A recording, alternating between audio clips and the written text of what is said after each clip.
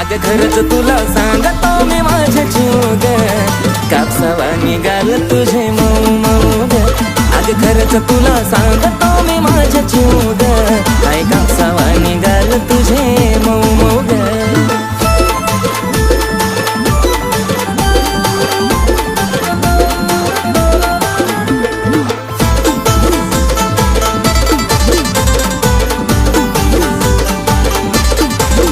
होईल कुणी बेफिदा तुझी कातीला आता, पिल्लू नाही साधी ग.